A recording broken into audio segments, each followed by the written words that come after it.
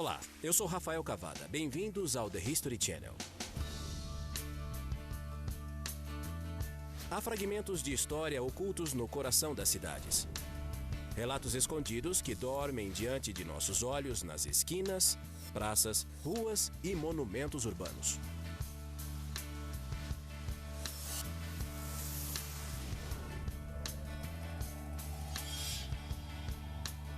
A cidade está nos chamando, porque sempre há uma história oculta na selva de cimento e hoje vamos descobri-la.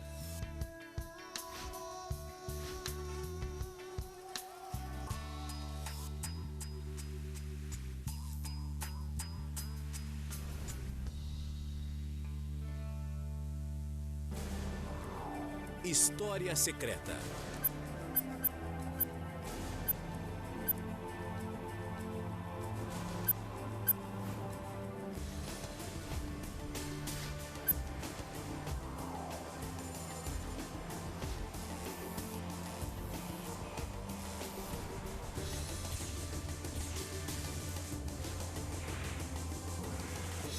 Toman prisionero a Pedro de Valdivia. Ella tenía pacto con el diablo. Identificar a toda la avenida con el nombre de la bandera. La familia prácticamente quedó en la ruina.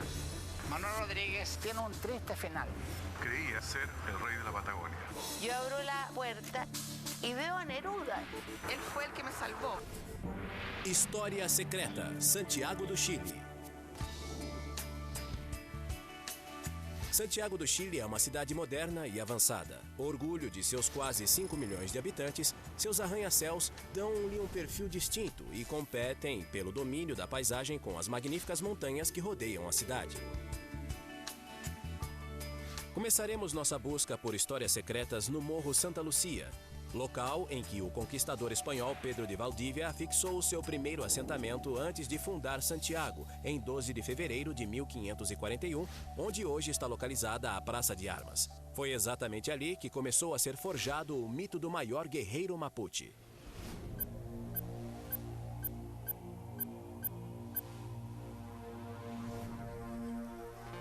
No Morro Santa Lucia ergue-se o Forte Fidalgo, construção que permanece como símbolo da ocupação espanhola.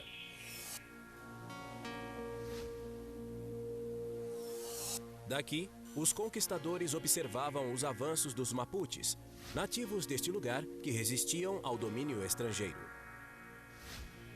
Aqui nasceu a história do índio Lautaro, Mapuche raptado pelos conquistadores quando era um menino. Lautaro no fue de aquí, no fue de esta zona del Mapocho, sino que él venía de 500 kilómetros más al sur de la provincia de Arauco. Él fue arrancado del seno de su hogar, producto de la guerra que llevaron los españoles hacia los mapuches en ese tiempo, para hacerlos trabajar en sus minas de oro o en su hacienda. Entonces él, de muy pequeñito, lo trajeron hacia estos territorios del norte, aquí al Valle del Mapocho, por los mapuches que vivían acá y que habían sido sometidos al dominio español. Após viver muitos anos entre seus captores, Lautaro foi designado responsável pelas cavalariças dos conquistadores. Él era un niño y lo obligaron a hacer labores de auxiliar para los militares españoles. Entonces él termina siendo el auxiliar del mismo Pedro Valdivia. En esa función tiene que alimentar una de las piezas vitales dentro de toda la maquinaria de guerra de los españoles, que son los caballos. Essa tarefa não só serviu para que se tornasse um hábil cavaleiro, mas também deu-lhe vasto conhecimento de todos os segredos do exército espanhol. Empieza a conocer también las debilidades del enemigo, sus temores, y todo eso que internaliza luego lo va a poner a disposición de sus propios hermanos cuando se escapa, ¿no es cierto?, y llega donde su gente. Estamos en el año 1553. Lautaro huye de Santiago y se va a reunir con los mapuches al otro lado del río Biobío. Arenga a los araucanos y consigue que lo nombren Toqui. Elevado a chefe dos Mapuches, Lautaro ensinou a seus irmãos como vencer os espanhóis, utilizando cavalos para a guerra. Pouco a pouco, Lautaro tornou-se líder de um dos maiores exércitos indígenas conhecidos. Y decide hacerle la guerra y se produce una rebelión araucana. Pedro de Valdivia parte al sur a sofocarla. Estaba acostumbrado a luchar con 100, 150 hombres contra miles de mapuches, pero Lautaro crea la táctica de atacar por oleadas. Con esto logran cansar a los españoles, toman prisionero a Pedro de Valdivia en Tucapel, matan al gobernador. Y el sucesor de Valdivia, don Francisco de Villagra, organiza un ejército que incluía artillería. Se va al sur, estoy hablando de 1554. Se encuentra con los araucanos en un sector que se llama Marigüeño y se produce una gran matanza de españoles. Com os poucos soldados que sobreviveram ao contra-ataque mapuche, Francisco de Villagra fugiu para Santiago a fim de reagrupar suas forças. Lautaro inicia una campaña de ofensiva en contra del cerebro español, es decir, del fuerte de Santiago. Enquanto se dirigia ao forte de Santiago, alguns mapuches descontentes com a liderança de Lautaro decidiram traí-lo. Los españoles, que son una hueste chica, son dateados por un yanacona, se dice, por un traidor, que le dice dónde está alojando las huestes de Lautaro. Y este Villagra, que está a la rápida tratando de organizar la resistencia de Santiago, aprovecha esa oportunidad, dando un asalto por sorpresa, digamos, en la madrugada y liquidando al primer hombre, al Ñuzol Toqui, ¿ya? Que es la primera autoridad militar de los mapuches, que es Lautaro. Com a morte de Lautaro, os mapuches nunca mais conseguiram se organizar. Haviam perdido sua última chance de expulsar os espanhóis de suas terras.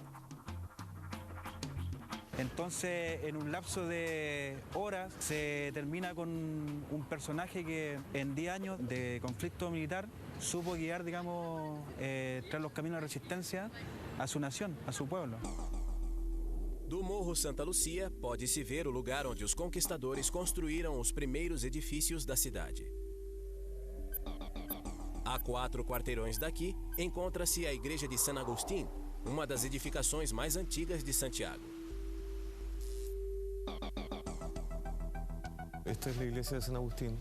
Es el segundo edificio más antiguo de Santiago. Sobrevivió en un tercio a un terremoto que ocurrió en Santiago en 1647. Ha sido siempre un templo muy amado por la sociedad santiaguina desde la colonia. Entre as imagens existentes no seu interior, há uma muito peculiar. Uma antiga escultura em madeira de Jesus crucificado, que oculta mais de uma história secreta. Trata-se do Cristo de Mayo, também conhecido como Cristo da Agonia. Y este Cristo de la Agonía no es el típico Cristo muerto en la cruz, está agonizando todavía. Su rostro, que es de gran virilidad por otro lado, no es el Cristo manierista del Renacimiento italiano, es muy americano, yo diría.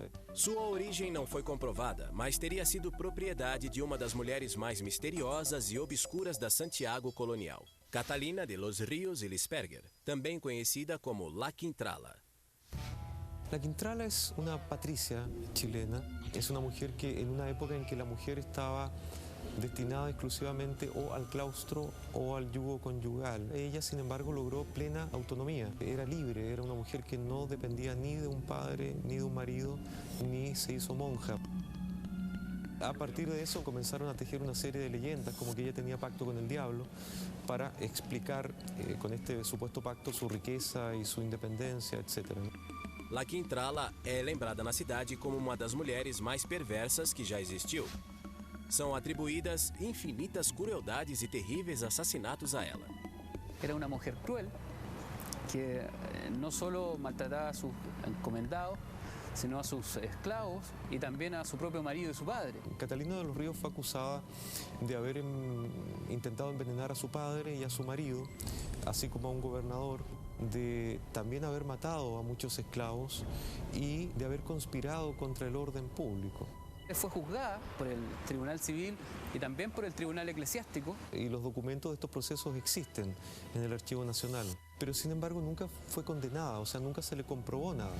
Catalina de los Ríos y Lisperger era vizinha desta igreja e ninguém associava esta mulher com a escultura. Y de hecho era feligrés de este templo y perteneció a un par de cofradías que tenían su asiento en esta iglesia. Passaram-se mais de 200 anos até ser descoberta a verdadeira origem do Cristo da Agonia. Hay un historiador santiaguino del siglo XIX, muy reputado, Benjamín Vicuña Maquena, escribió un libro sobre la Quintral y su familia. Y en ese libro él es el que primero escribe que el Cristo habría pertenecido a la Quintrala y que habría estado en un oratorio privado en la casa de Catalina de los Ríos y que desde allí Catalina de los Ríos lo habría expulsado cuando en un momento, después de haber cometido alguna de sus fechorías, se sintió como increpada por el Cristo, que le vio esa cara tan adusta y le dijo: en mi casa yo no permito que ningún hombre me ponga malas caras, ¿ah? Y lo tiró a la calle. Aproximando-se da morte, La Quintrala começou a sentir remorsos por seus pecados e por ter expulsado de sua casa a imagem do Cristo. Para redimir-se de suas culpas, ela comparecia diariamente a esta igreja a fim de rezar por sua alma e doou grande quantia em dinheiro para esta ordem religiosa. Cuando uno estudia un poco la historia colonial de América, se da cuenta de que era muy frecuente que la gente adinerada dejara a la iglesia cantidades de dinero o propiedades para hacer obras pías, etc. Y en esa misma tónica, Catalina de los Ríos legó a la Orden de San Agustín una propiedad hacia el oriente de Santiago. Efectivamente hay un testamento que ella deja a sus albaceas, digamos, y en el cual habría dejado algunas dádivas a la Orden de San Agustín con el compromiso que ellos rezaran eternamente por su alma, pero también de poner velas de una libra, dice el testamento, a este Cristo de la agonía permanentemente. La Quintrala não foi a única a demonstrar fervor pelo Cristo da Agonia. Pouco depois, esta imagem ganhou a devoção do povo santiaguino após um grave movimento sísmico que sacudiu a cidade. El 13 de mayo de 1647, un terremoto, el más fuerte que se registra en la ciudad de Santiago, que es una ciudad muy sísmica, destruyó el 99% de los edificios de la ciudad. Y entre esos edificios estaba el templo de San Agustín, que según los cronistas se cayó en un 100% y solo quedó en pie el altar del Cristo. Los vecinos de Santiago vieron en este hecho una especie de solidaridad de Cristo con el dolor de los santiaguinos por la pérdida de sus deudos y por la destrucción de sus hogares. Y este Cristo habría quedado bajo las ruinas intacto, solo se le habría corrido la corona, de hecho se le corrió la corona desde la cabeza al cuello y nunca ha sido vuelta a su lugar. Ese mismo día, el 13 de mayo de 1647, el Cabildo Eclesiástico y el Cabildo Civil acordaron sacar todos los años en procesión al Cristo, conmemorando ese cataclismo que destruyó a la ciudad, pero también para rogar a Cristo para que siga protegiendo a la ciudad de Santiago de nuevas desgracias. Há quase 400 anos desde a catástrofe, a devoção pelo Cristo da Agonia permanece inalterada e ninguém jamais quis recolocar a coroa de espinhos em seu lugar original. Si hay algo que los santiaguinos le tenemos mucho miedo son a los terremotos. El tema de la corona del Cristo no era un tema menor, porque quedaba la sensación de que al tratar de subir la corona se podría repetir el terremoto. No puedo dar razones científicas del caso. Lo cierto es que el mito existe y es de una riqueza folclórica atractiva. Yo creo que hay que ser un poco prudente y yo por lo menos no le he movido la corona, no he hecho el intento. Percorrendo a cidade rumo leste, encontramos a Rua Bandeira, a qual deve o nome a um comerciante que lançou mão de um engenhoso recurso para escapar à bancarrota. Além disso, descobriremos as mensagens cifradas enviadas por uma valente mulher durante a luta pela independência. Tudo isso quando retornarmos com História Secreta. Nos meses seguintes à declaração da independência em 1810, o povo chileno ainda não conhecia a aparência de sua bandeira nacional. Pelas ruas de Santiago misturavam-se diferentes desenhos e muito se discutia qual seria o verdadeiro deles. Um comerciante de Santiago, cujo negócio ficava nesta calçada, viu uma grande oportunidade por trás desta grande confusão.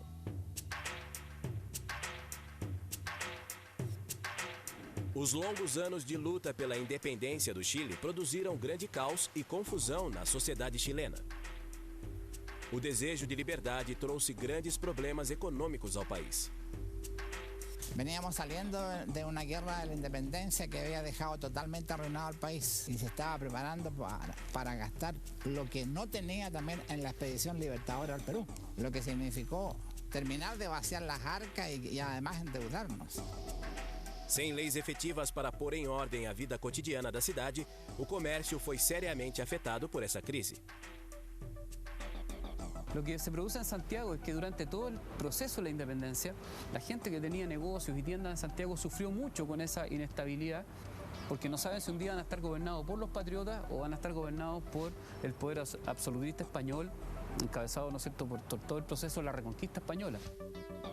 A sociedade chilena não só procurava organizar suas finanças, mas também precisava identificar-se com emblemas nacionais que ainda não estavam definidos. Los santiaguinos desconocían lo que iba a ser el nuevo emblema patriota.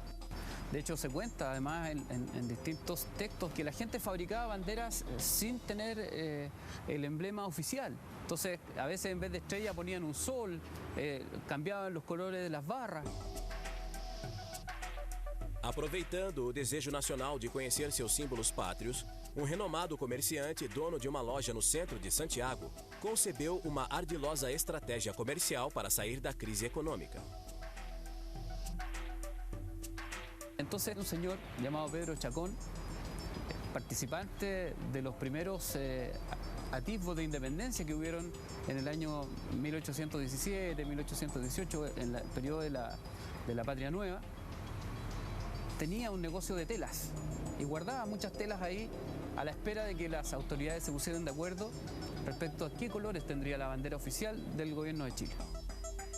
Dom Pedro Chacón consultou diversos amigos próximos às autoridades que lhe revelaram o verdadeiro desenho da bandeira oficial da nova república.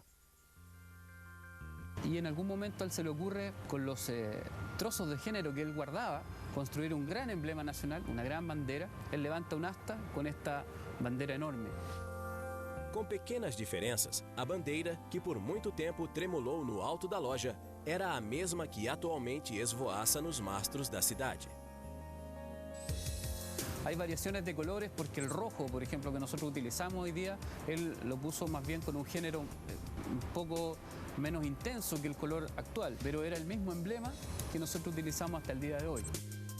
O sea, yo creo que fue un motivo como para promocionar y para hacer que la gente entrara a preguntar qué es lo que era eso que estaba ahí afuera, tan hermoso. Talvez Dom Pedro Chacón nunca tenha imaginado que o chamariz para salvar o seu negócio ficaria impresso para sempre na vida cotidiana de Santiago. Eso fue dando paso a que la gente, aparte de empezar a ir a comprar al negocio de Don Pedro Chacón, identificara toda la avenida con el nombre de la bandera. Entonces era muy común decir, bueno, ¿y dónde compraste esto? Bueno, en la calle de la Bandera. Y eso fue como la señal de que ese sector iba a quedar marcado permanentemente por ese emblema que hasta el día de hoy acompaña el nombre de la calle. As ruas de Santiago escondem numerosos relatos secretos sobre os anos difíceis transcorridos até a consolidação da independência chilena. A apenas 300 metros do local onde estava a loja de Dom Pedro Chacón, diante da imponente Basílica de La Merced, encontra-se uma escultura que passa inadvertida para as pessoas que cruzam o local. Trata-se de uma homenagem a uma mulher célebre por seu espírito caritativo, Antônia Salas de Errázuriz, também chamada o Anjo da Caridade. O que poucos sabem é como esta mulher secretamente enviou notícias da Revolução ao seu pai e ao seu marido, que estavam desterrados em uma ilha do Pacífico.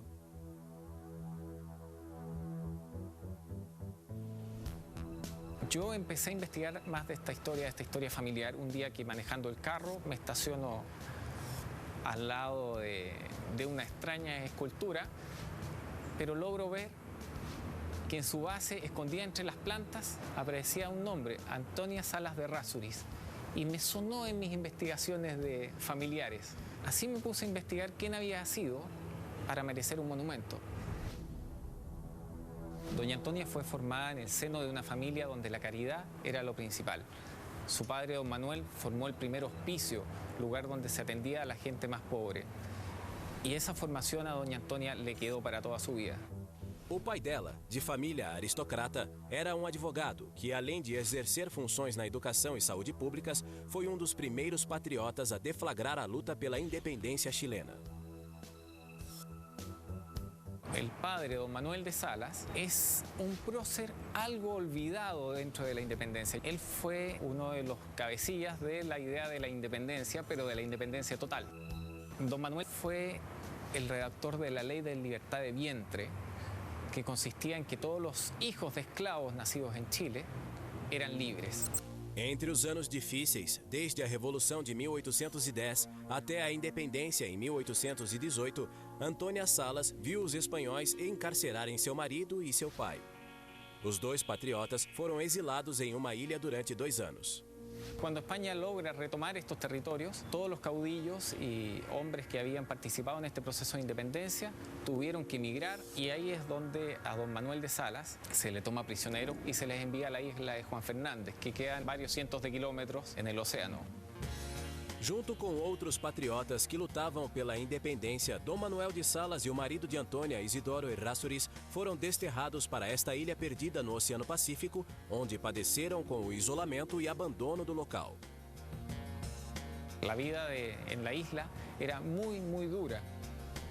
No tenían mayores noticias de lo que estaba pasando en el continente.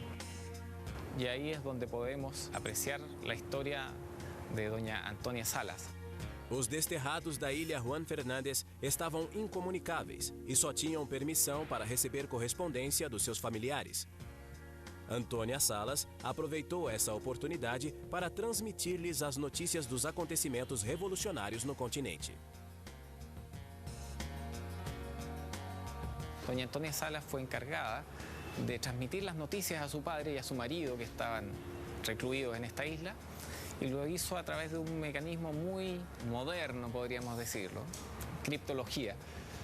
Ella, en los libros que enviaba, iba destacando ciertas letras en las distintas páginas, cosa de que cuando llegaran a manos de su padre y su marido, ellos pudiesen ir formando los textos que estas letras componían, y de esa forma transmitirles lo que aquí iba pasando. Após a vitória na Batalha de Chacabuco em 1817, Bernardo O'Higgins ordenou a libertação de todos os patriotas confinados na ilha Juan Fernández.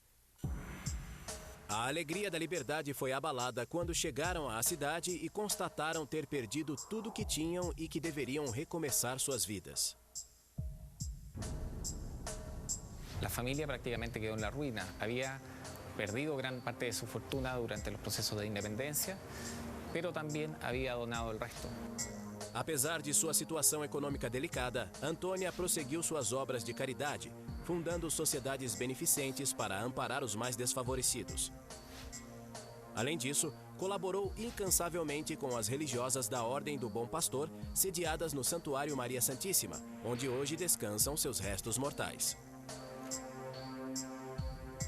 La señora Antônia Salas de Errázuriz, para nosotras, la religiosa Buen Pastor es una fundadora, una gran bienhechora, especialmente de esta casa que es donde nos encontramos. Ella fue la que más intercedió ante el gobierno para que la religiosa Buen Pastor aquí tuvieran su propio cementerio. Y es increíble que después de poco tiempo, ella fue la primera que lo ocupó. Su último bien material, que era un vestido, se preocupó de donárselo pocos días antes de morir a una de sus mejores amigas. Le dice, siempre manteniendo el humor, bueno, aquí te regalo este vestido, pero si por algún milagro me llego a salvar, vas a tener que devolvérmelo. Era lo último que le quedaba.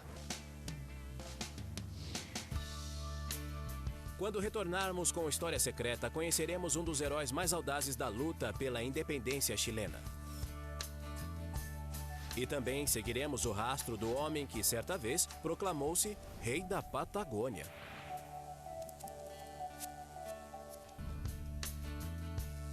Entre os grandes heróis da independência, há um que se destaca por sua habilidade para escapar engenhosamente de seus perseguidores. Manuel Rodrigues Erdoíza teve a difícil missão de organizar a resistência contra os realistas espanhóis dentro do Chile. Neste monastério, ele protagonizou uma de suas fugas mais célebres.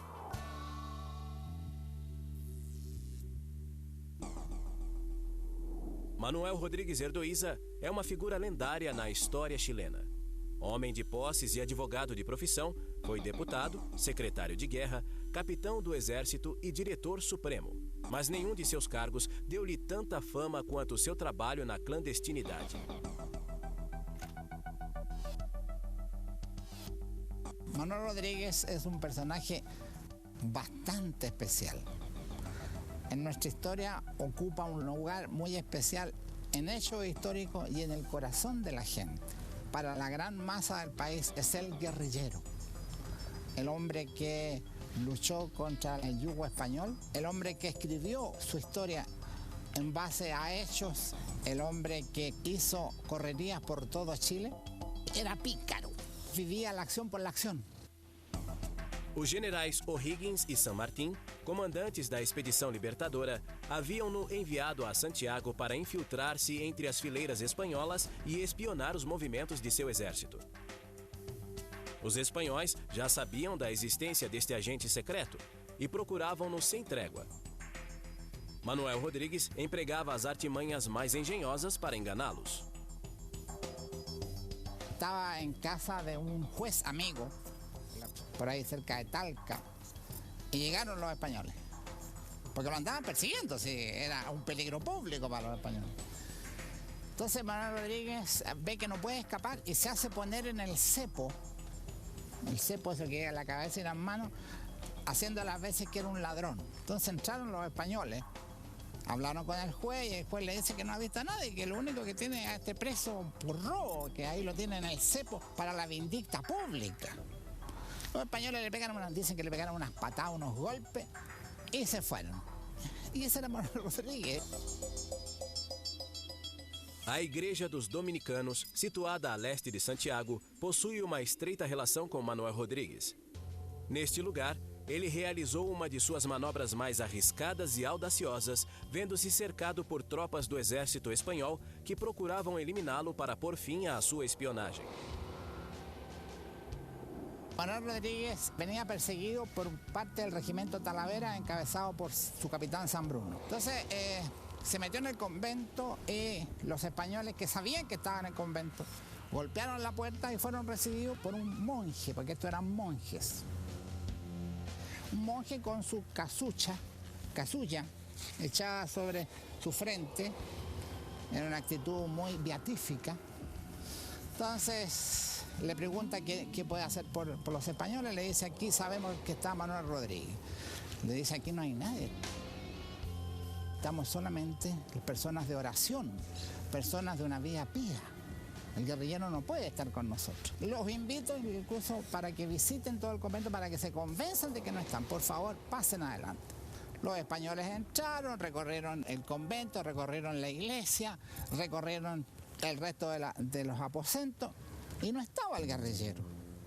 Se despidieron del monje, le pidieron disculpas por haber causado un alboroto en un lugar de oración. Y cuando se fueron, el monje se bajó la casulla y era nuestro amigo Manuel Rodríguez. Rodríguez, después de eso,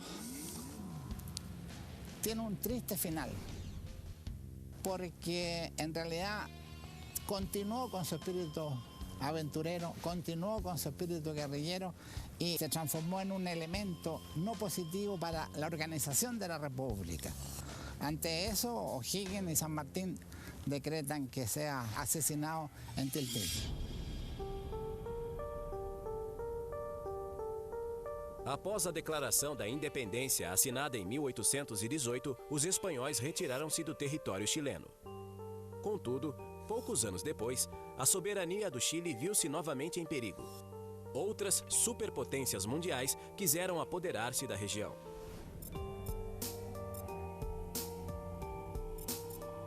No centro da cidade, a apenas 100 metros do Palácio Presidencial, encontra-se a imagem de uma moeda cunhada por Orly Antoine de Tunens, personagem francês que em 1860 proclamou a si mesmo Rei da Patagônia. Orly Antoine de Tunens llegó en agosto de 1858 a la zona central. Hay que recordar que en esa época el gobierno central de la reciente república ejercía soberanía por el norte hasta el río Biobío y por el sur desde el Tolten más allá. O sea, había un tremendo espacio entre ambos ríos, que era el denominado Araucanía desde la colonia, que no estaba sujeto a soberanía. Entonces, en ese contexto, Aurélien Antoine, después de conocer a algunos grupos de mapuches, quiso ser nombrado rey y a varios de ellos los convenció. Aurélien Antoine de Tunens chegou a Valparaíso em 1858 e hospedou-se na casa de uma dama francesa que morava nessa cidade. Durante 2 anos, ele preparou sua viagem e, em 1860, partiu rumo a Valdívia. Chegando lá, contratou 2 colonos franceses residentes na região. A uno lo nombró una especie de ministro de Relaciones Exteriores y al otro como ministro del Interior. Entonces ellos firmaban los documentos junto con él. Se armó una corte, sabía cómo había que hacerlo, sabía la constitución, las formalidades, etc. Y entonces hizo decretos, hizo nombramientos, hizo todo lo que se hace en cualquier gobierno, en cualquier país del mundo, sea monarquía o sea república. Em novembro de 1860, Aurélien Antoine redigiu decreto proclamando-se rei da Araucânia e enviou-o às principais autoridades do governo chileno.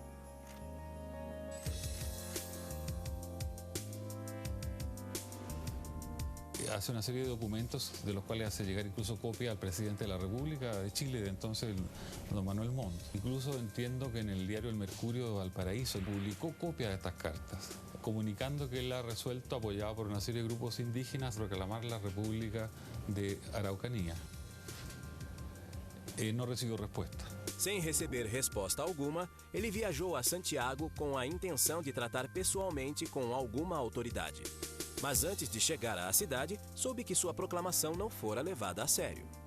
Acá estuvo poco porque le llegó el soplo de que el general Saavedra había puesto precio a su cabeza con una recompensa enorme en monedas de oro de la época. Entonces pensó que aquí su integridad física estaba en peligro y se fue.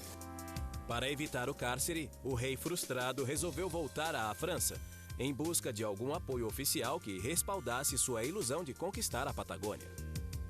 Y regresó en el segundo viaje como 2 o 3 años después. Llegó al sur directamente y parece que ya hubo algún apoyo oficial, o sea, oficioso más bien dicho, francés. El gobierno francés, que estaba a las órdenes de Napoleón III, le pareció interesante esta empresa que estaba armando este personaje. Entonces, un ayudante o 2 ayudantes chilenos que se dieron cuenta que aquí se estaba aproximando una rebelión importante, lo denunciaron a la autoridad civil local, entonces lo tomaron preso. Após passar uns dias na prisão, ele foi internado em um hospício, onde está situado hoje o mais importante centro de saúde mental de Santiago. Nesse lugar, diagnosticou-se que Aurélien Antoine padecia de desequilíbrio mental. Luego del estudio que se hizo, estaría cursando una enfermedad psiquiátrica, ya consistente en un delirio monotemático, por así decirlo, que se refería a que él creía ser el rey de la Patagonia. La idea esta la mantuvo siempre, hasta su muerte.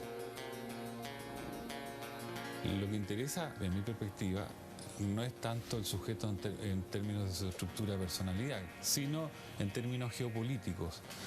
Cabe recordar que el mismo Napoleón III, cuyo Consejo de Estado le pareció interesante esta aventura, fue el que impulsó la aventura del emperador Maximiliano en México en la misma época. Resulta probable la hipótesis de que el gobierno francés intentó un imperialismo un tanto tardío en América del Sur, porque ya Estados Unidos, que estaba bastante estabilizado, así como no permitió a Maximiliano en México, seguramente tampoco iba a ser vista gorda de lo que estaba intentando armar este otro señor aquí en América del Sur. Quando retornarmos com História Secreta, conheceremos o relato dos que deram refúgio ao poeta Pablo Neruda por aproximadamente 1 ano.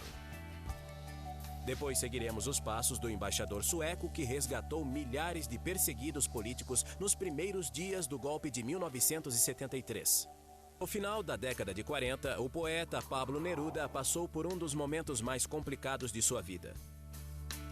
O então presidente chileno Gabriel González Videla decretou uma lei que proibia a atividade do Partido Comunista, do qual o poeta era simpatizante. Neste edifício da cidade de Santiago, situado às margens do rio Mapocho, Neruda ficou refugiado por quase um ano.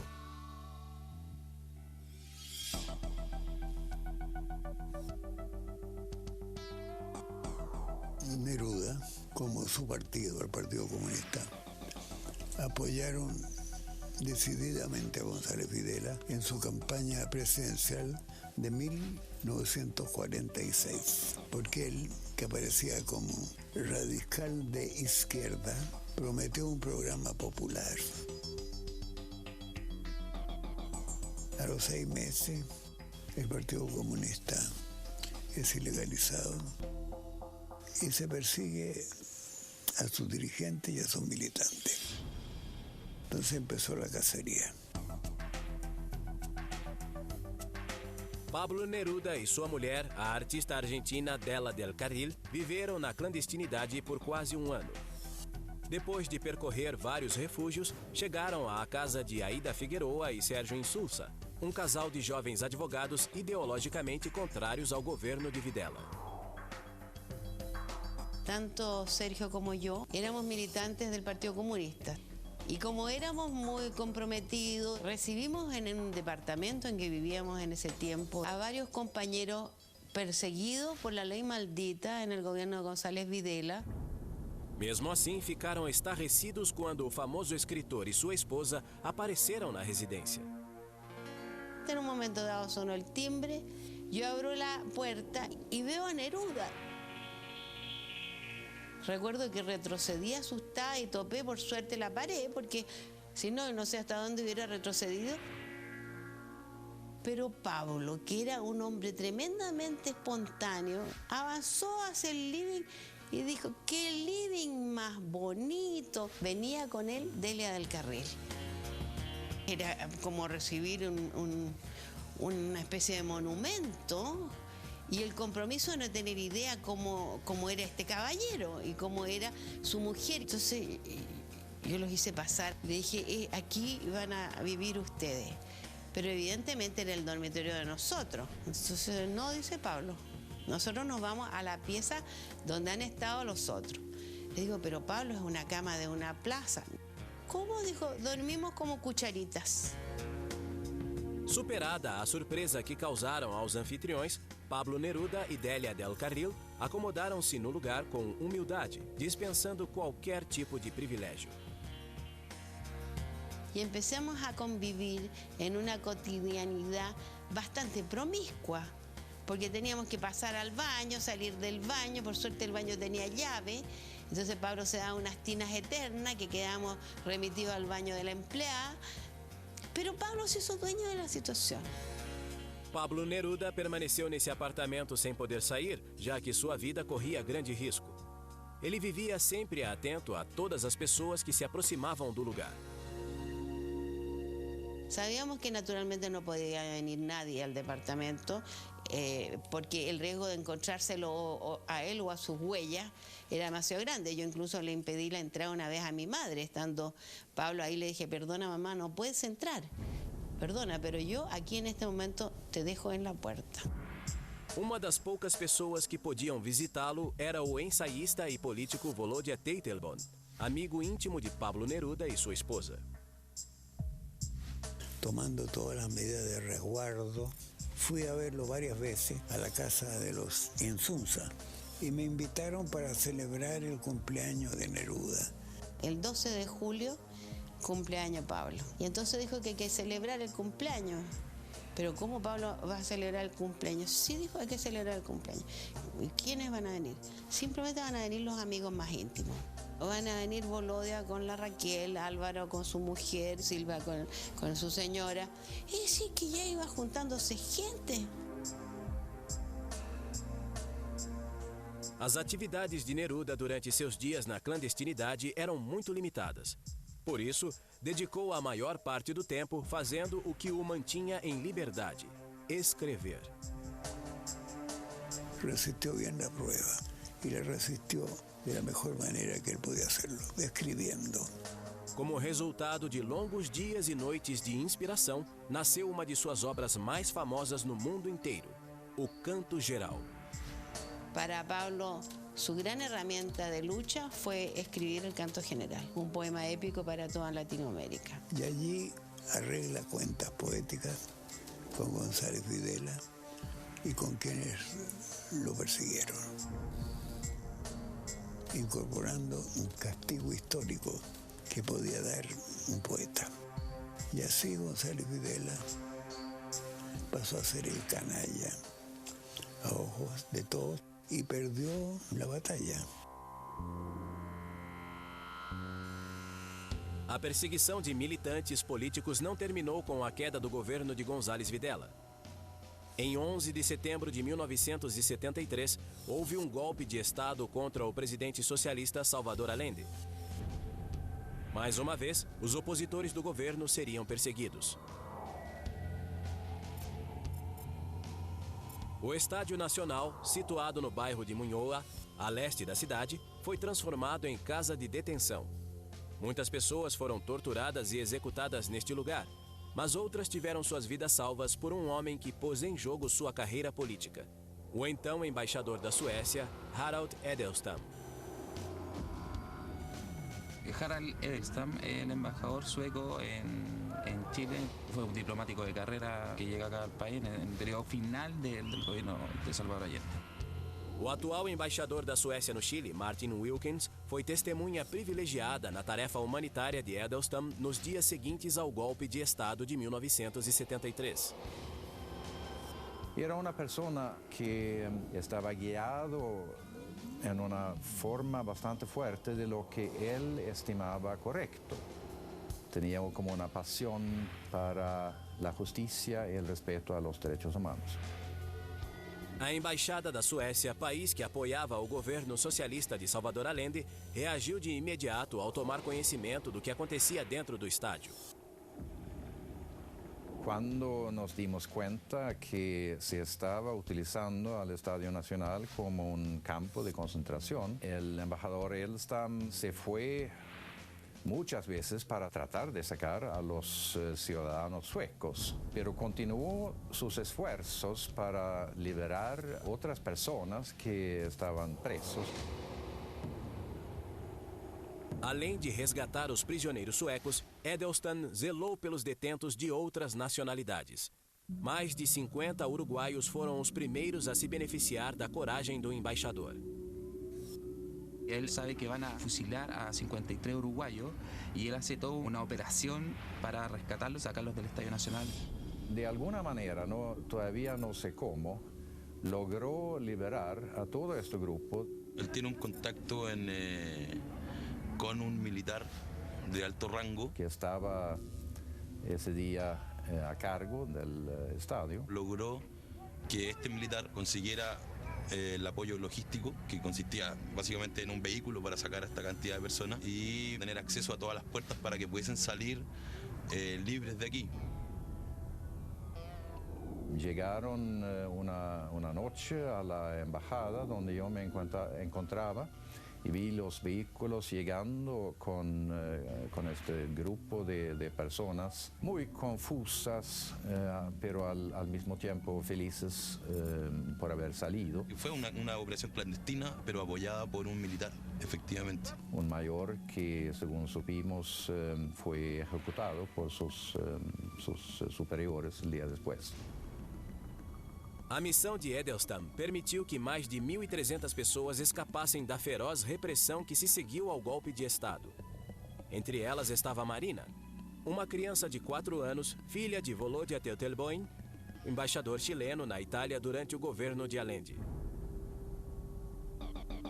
Mi papá era senador del Partido Comunista. A fines de julio del 73, Salvador Allende lo envió a Europa. Mi papá insistió que fuera mi mamá con él y yo me quedé con mis tíos en Viña del Mar. Mi papá justamente estaba en Italia y tenían que volver. Cuando llegan al aeropuerto le dicen ustedes no pueden irse a ninguna parte porque hubo un golpe militar en Chile. Me tenían que sacar por la simple razón que mi padre en esos tiempos era uno de los hombres más odiados por Pinochet, por la Junta Militar. Entonces recurrimos a Edelstam para que la protegiera. La disfrazó de indiecita boliviana y le enseñó que si le preguntaran por su papá, que ella no contestara nada. En el aeropuerto me preguntaban cómo se llamaba mi papá. Y yo le decía, mi papá se llama papá. Después pasaron a una sala, me desvistieron, después me vistieron y el embajador siempre estaba al lado mío. Y él fue el que me llevó directamente hasta el avión SAS y tomé ese avión sola. Hasta ahí nomás me dejó en el sillón y me dijo, buena suerte. E puedo decir que ele foi o que me salvou. A atitude desafiadora de Edelstam enfureceu os militares chilenos e o embaixador sueco teve de prosseguir sua tarefa humanitária fora do Chile. Llegó a un punto cuando aparentemente dijeron en el gobierno de que basta, lo declararon persona non grata. Después de su salida del país, él se comprometió a la lucha por la democracia en Chile y en contra de los militares, sobre todo en contra de las violaciones de los derechos humanos. A arriscada missão do embaixador da Suécia permitiu salvar da morte centenas de presos políticos. Algum tempo depois, o governo militar terminou seu ciclo e o Palácio de la Moneda voltou a sediar um presidente democrático. As histórias trouxeram-nos de volta ao ponto de partida, o local onde nasceu a cidade de Santiago do Chile. Novos relatos desconhecidos esperam para ser descobertos. Pois lembrem-se que sempre há uma história oculta na selva de cimento. Eu sou Rafael Cavada para The History Channel. Muito obrigado por nos assistir.